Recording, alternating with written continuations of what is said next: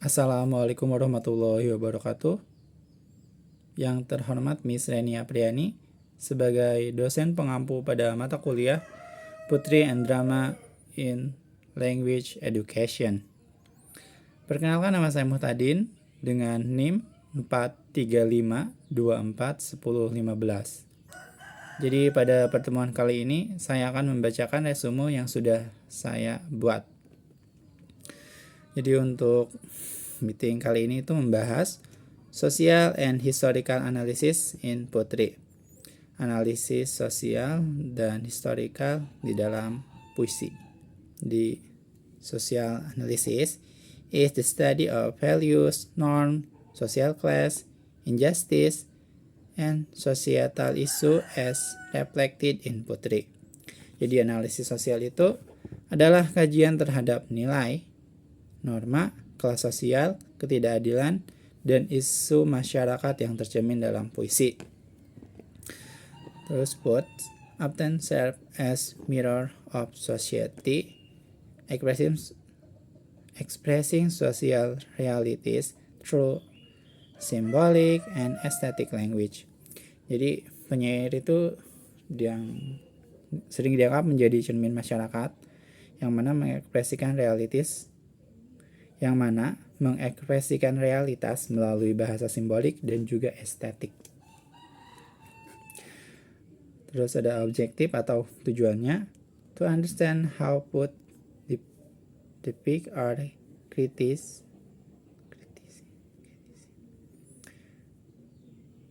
Jadi untuk tujuan atau objektifnya itu to understand how poets depict or criticize social condition through their works. Jadi tujuannya itu untuk memahami bagaimana penyair menggambarkan atau mengkritik kondisi sosial melalui karyanya.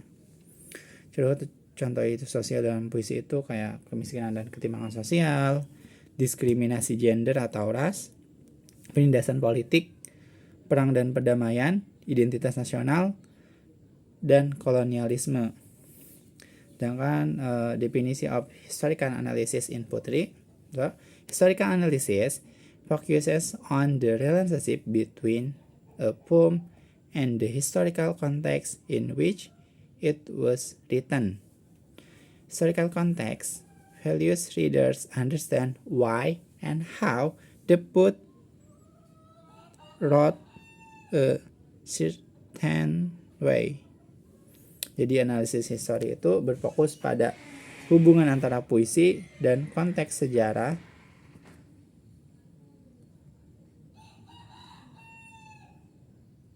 ketika puisi tersebut ditulis. Terus konteks historis membantu pembaca memahami mengapa dan bagaimana penyair menulis dengan cara tertentu. Jadi buat objektif atau tujuannya, to discover the relationship between historical event, culture, and ideology that influence the control. Jadi objektif atau tujuannya itu to discover the relationship between historical event, culture, and ideology that influence the content and form of poetry. Jadi menemukan hubungan antara peristiwa sejarah, budaya, dan ideologi yang mempengaruhi isi dan juga bentuk puisi.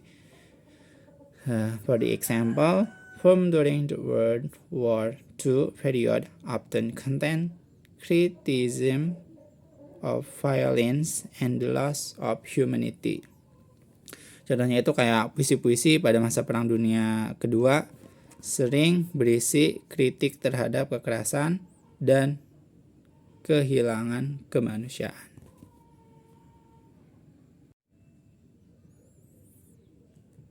Jadi untuk tugas analisis puisi ini, saya mengambil puisi dari Rupert Brooke yang berjudul The Soldier, dapat dilihat di layar.